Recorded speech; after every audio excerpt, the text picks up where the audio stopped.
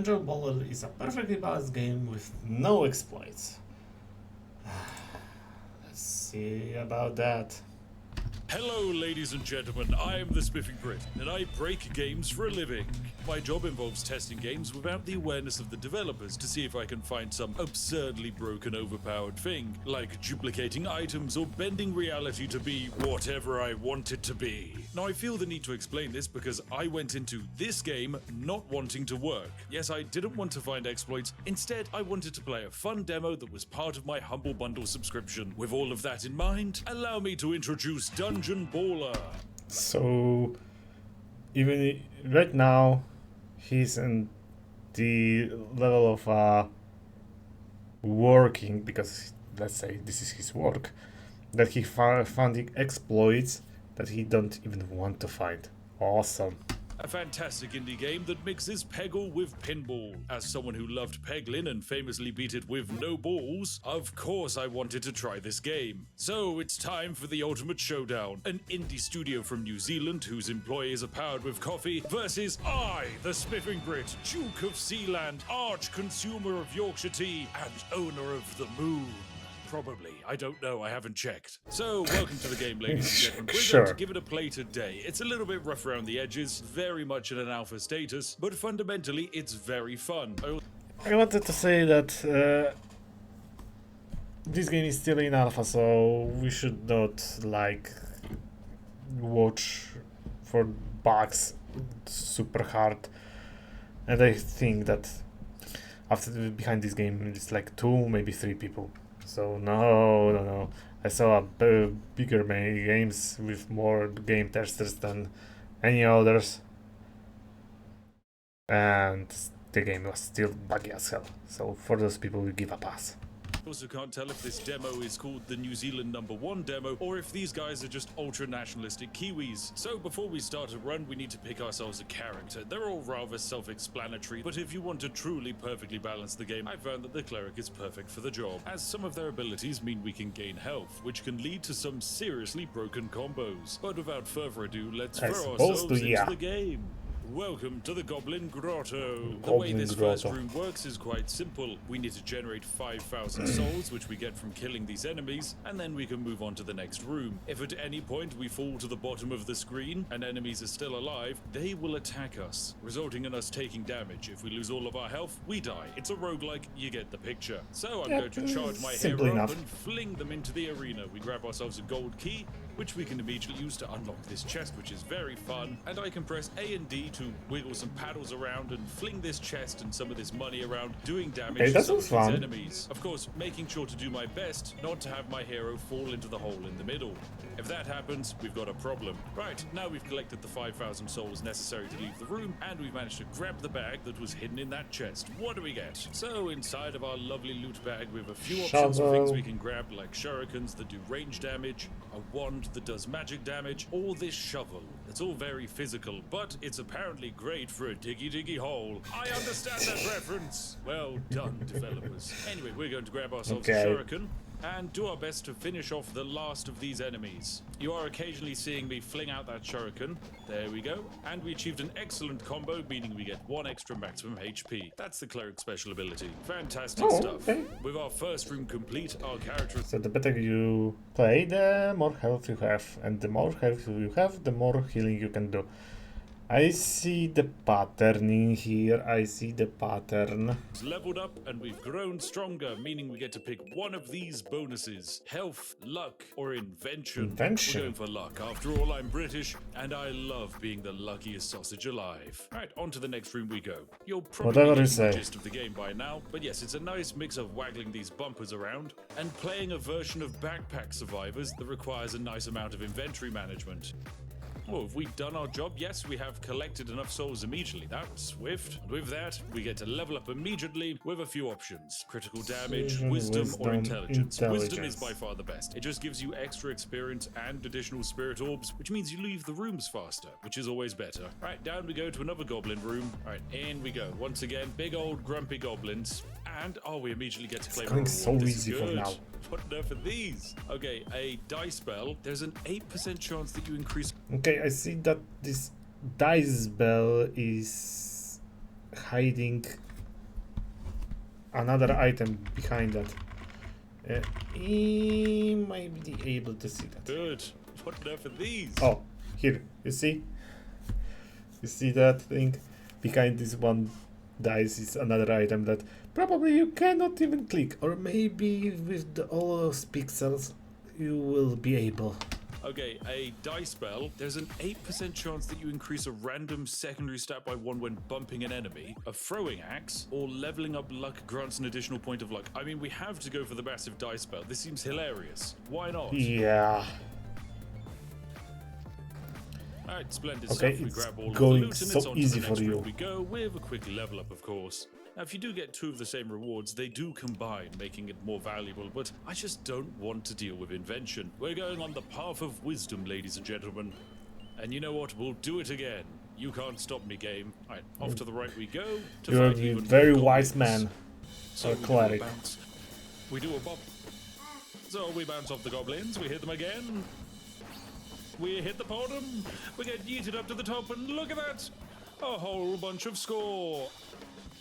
But, Oh no! oh no! Right. Okay, this means the enemies get to actually do an attack now, which is very painful, and we take some damage from. This puts us down to 45 health out of 54. Not good at all. But we can easily mitigate it by consuming some of the health potions in our inventory. Now, one of the interesting balance decisions in this game is instead of being like Slay the Spire or Peglin, where every fight takes you inevitably closer to the final boss, in this game you can take branching side pathways. For example, in order to reach the 4th level, I can just go in a straight line down and do 4 fights, or alternatively I can go this way and do 6, massively increasing the amount of Okay. loot that I'm able to get my hands no, on. that's It's even just better. basic game logic. Why wouldn't you be doing this? Alright, let me consume some of my health, and out into the big room we go with a legendary attack. Splendid stuff. Right, we are mostly fighting skeletons, which are fundamentally not the greatest enemies in the game. I think there's more Sadly. bonking of bones than a university's freshers week in here. There we go. We've collected enough souls to leave this area, but I would really like to kill the big goblin in the middle and steal his lovely bag of loot. There we go. We did it. The room is cleared. And we actually picked up some very special loot that time. We grabbed this skeleton key, which allows us to expand our inventory slots a little bit, so that way we that's can good. carry more items. Perfect stuff. Right, on to the most important room of the game. It's the merchant. Welcome to the shop. Yes, Mr. Grubb keeps it inside of his pocket dimensions. He's a lovely chap who sells us all of this very important equipment. Some of it is nice and simple, Okay, like I say this was feathered looking for cap that how if we much purchased money he increases has. our range damage by 1 to 2. The interesting thing is it cost us 2 gold to buy, and I can sell it for 3 gold, because it was actually for sale at a discount because of our higher luck stat. It is what we in the business call a nice transaction. I'll stamp on that. I suppose we can also buy this stone shard that does the same thing for 2 money, and then also sell this for free. There is some rubbish in our inventory actually that we do probably want to get rid of, like these 10 bits of bones, this stack of gold, this bomb, a potion that grants temporary bonus damage. You might be useful. I'll consume you. Of course, when selling your items, make sure to leave a nice drawing, like this present that I've drawn. This looks wonderful. Yep. Beautiful art. Beautiful. Now, of course, I am the Spiffing Brit, and The I best. break games. And the way we're going to break this game today involves this shop, but it does also require us to get a bit lucky and get the right items. And at the moment, there's nothing that I'm looking for in this shop, so we're going to actually do a quick re-roll. So I'm going to buy all of the items that are discounted in the shop, exclusively because I can sell them for slightly more money and turn myself a little profit. There you go, this is a good signature. You But yes, there's nothing that cheeky I want bastard. inside of the shop at the moment, so we have to do ourselves another re-roll. You're worth 22, but you're on discount, so you can be sold for 35. Thank you, free money, I'll take that. Well, Buy a 10 cheap shuriken, more buy a gold more. cheap cyclone staff, and we'll sell all of that for a lovely profit. So I'm just going to have to keep re-rolling the shop until we get nice and lucky. Well, we didn't get lucky. So with the last of my money, I'm going to be grabbing the Weeping Chalice, which grants +1 maximum HP for every 20,000 souls gained. Basically very useful if you... Yeah, I saw that I see this will be very useful. Okay, right now minus 20 health, but as we saw, he getting like 50-60,000, so yeah, that's a huge number. tend to be going into the endless mode, which of course we're going to be doing. So we've spent all of our money and unfortunately not gained anything of too great value, but such is the way with the game. Fortunately now the game gets significantly harder. This is a medium threat location full of undead with a decent chance of loot. Let's see what we have in store for us today. We can actually see an estimate of how much damage we're going to take if all of these enemies survive, and hopefully that's not going to happen. So we're going to fling off a few bombs. What with this caramel dancing skeleton there? jump around, do some big damage, Okay, and never mind. immediately we've actually collected enough souls to leave this space. Wow, And we 3 just more are that health efficient. points. Great. Oh, and we get 2 lucky upgrades. This is great because it also stacks with our Were Rabbit's Paw, meaning we get additional luck every time we level up luck. So if we take 2 copies of this, we're up to luck level 19. Ah, it's good to be lucky. And how? 11? From 11% to 19%? Luck, so if Lucky we take 2 copies bastard. of this, we're up to luck level 19. Ah, it's good to be lucky. All right, now I think we want to start heading back to the middle of the path. Just try and maximize our chances of entering rooms. And out we go into the combat. Yeet yourself back up to the top, sir. Oh, nice, a legendary attack. Sometimes you get really perfectly like stuck into the corner, which is great.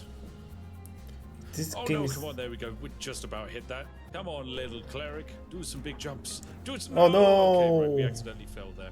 That's fine. We've managed to generate all of the souls we wanted, and our maximum HP is currently climbing thanks to the chalice. And because of our incredibly high luck stat, our dice spell is now being put to really good work at increasing some of our random secondary stats. What do we get here? Dexterity. Increases critical chance. Oh, that... Ooh, Ooh, why not? yes, We'll take yes, it. yes. And with that, we shall now descend into the question mark room of questionable things. What is it? Oh, it's a boss fight. Great. It's a really big boss fight. You can see that they are very likely to kill us, and they are Yeah, very 2 dangerous. hits, They are also and shaking the that's all. machine, which I can just disable. There we go. Now they are no longer shaking the machine. Take that, video game. I'm going to consume my potion that grants me a little bit of armor, and hopefully we are not about to get absolutely mangled by this boss. There's only one way to find out, though. Destroy. Oh, nice legendary attack. Good stuff.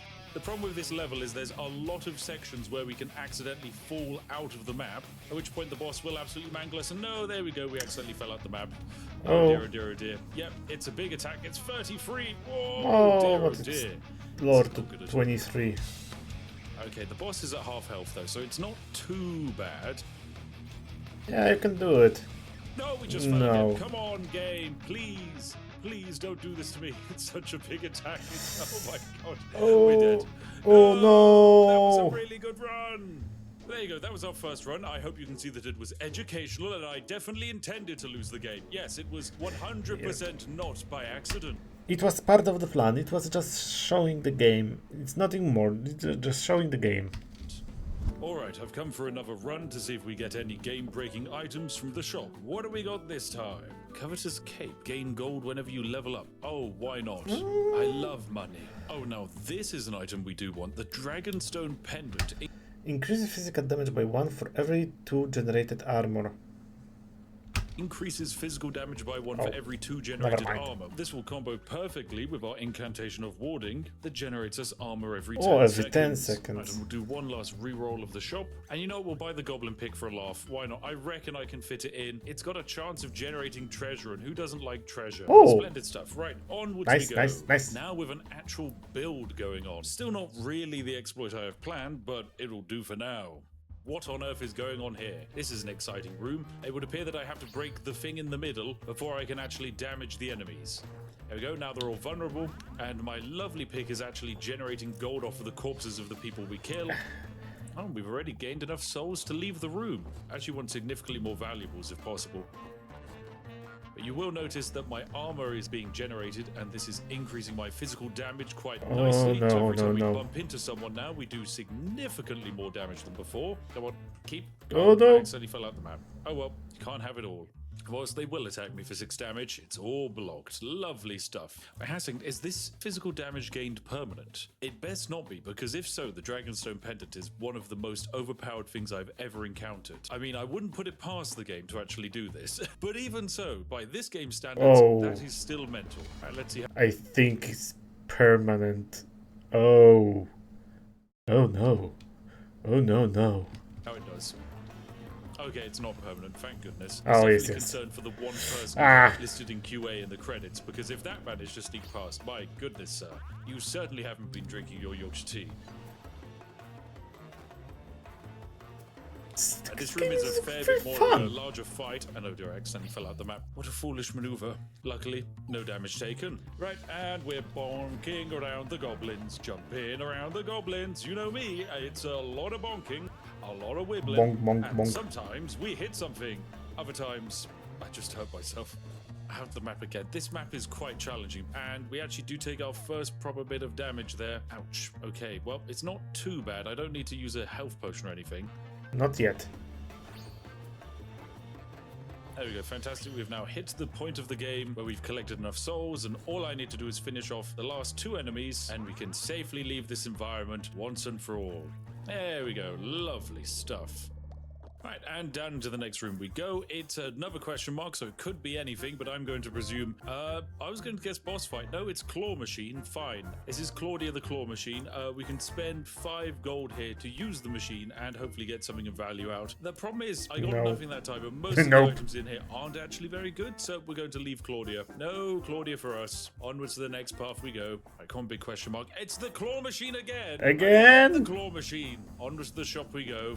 Oh, this is terrible. I don't actually have that much money. Alright, so this is our big shop opportunity. So I'm going to be selling off quite a few of my items because fundamentally we don't need them. Instead, we're after some very powerful things. For we have just found this, the Wizard's Robe. This is going to allow us to truly break the game. For just $30 dues, or Kiwi coins, we can buy an item that gives us 2 intelligence, 1 wisdom, and 1 defense. All pretty useful stuff. I mean, who doesn't like additional magic damage and armor? But this is a very special thing because it actually says you gain these stats for every additional wizard item you own. So if we can find any item that includes the word wizard, we get a very nice bonus. So let's do another reroll and see if we get lucky. Ah, yes, we do. It's the wizard boots. And with this, ladies and gentlemen, I have broken the game. So with these wizard boots, we purchase them, we get some very basic things. Minus dexterity, plus intelligence, extra dash, but most importantly, by buying them and having them in our inventory, our stats are going to go up because of this lovely wizard robe here. There's just one issue.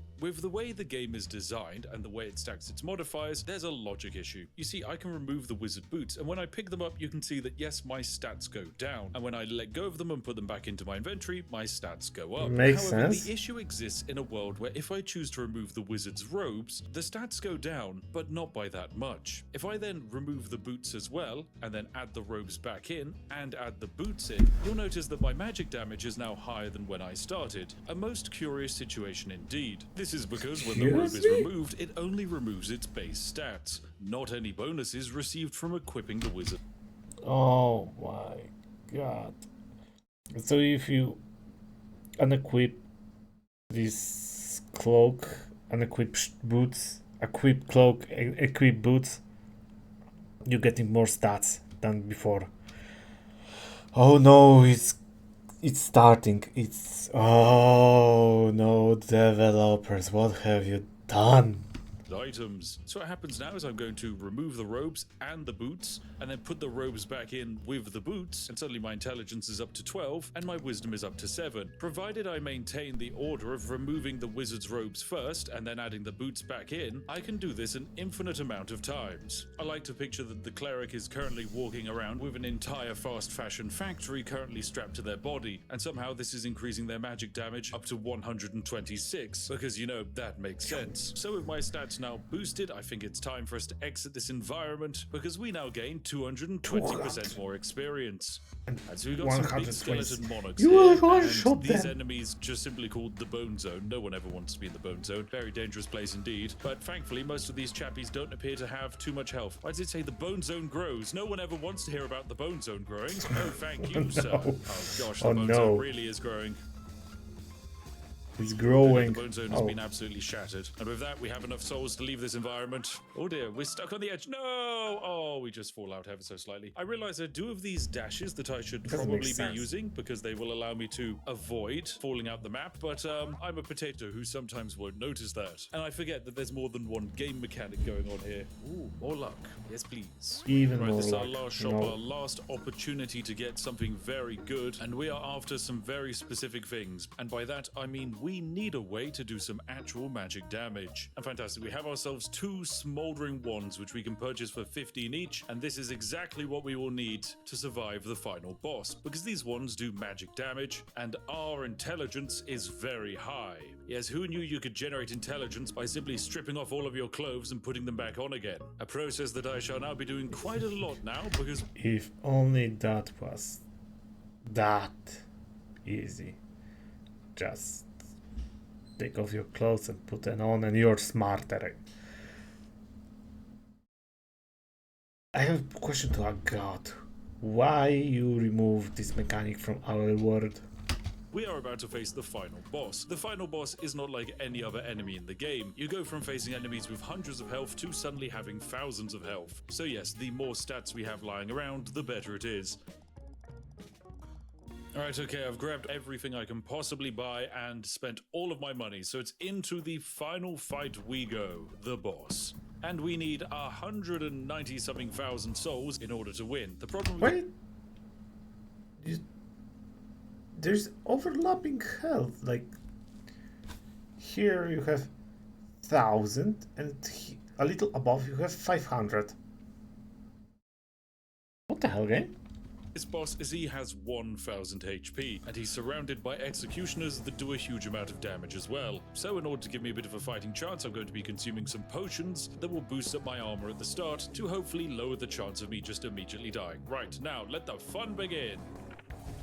The way I've got this set up is that my magic damage should be doing almost all of the carrying, so all I need to do is hang around until my wands actually do the damage, and there we go. The final boss has immediately been murdered. But wait.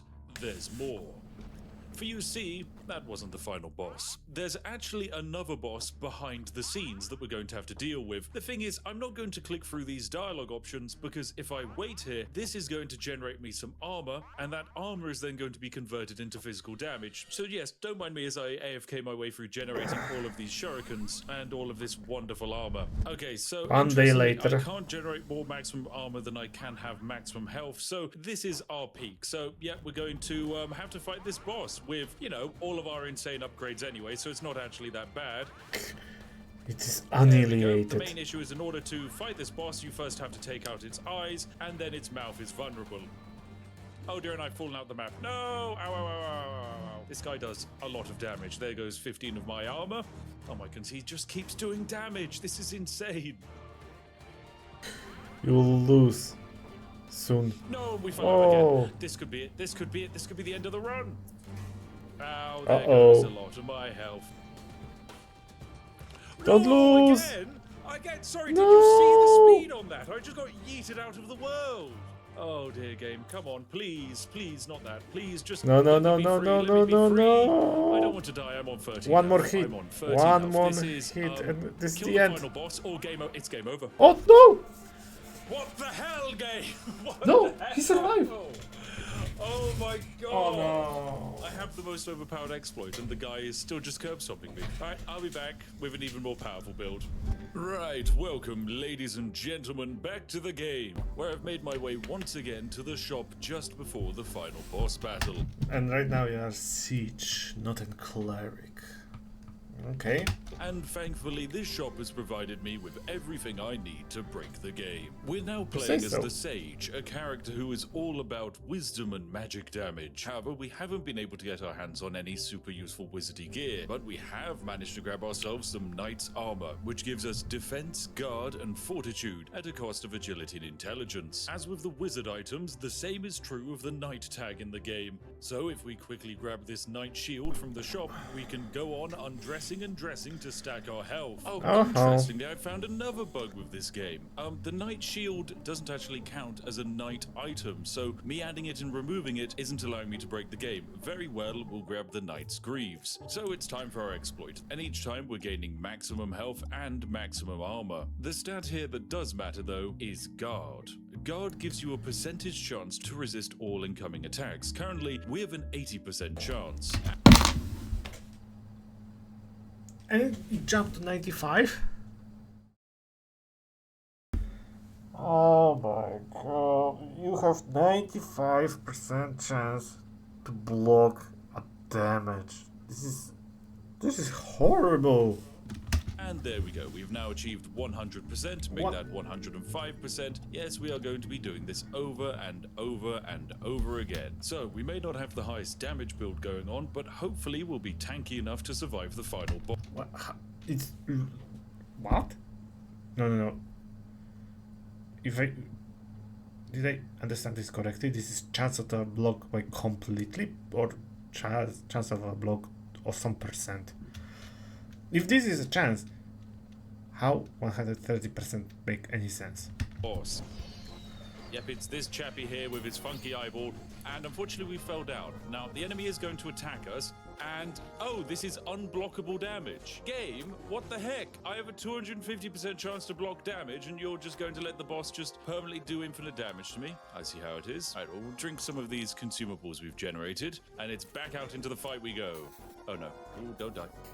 Barely.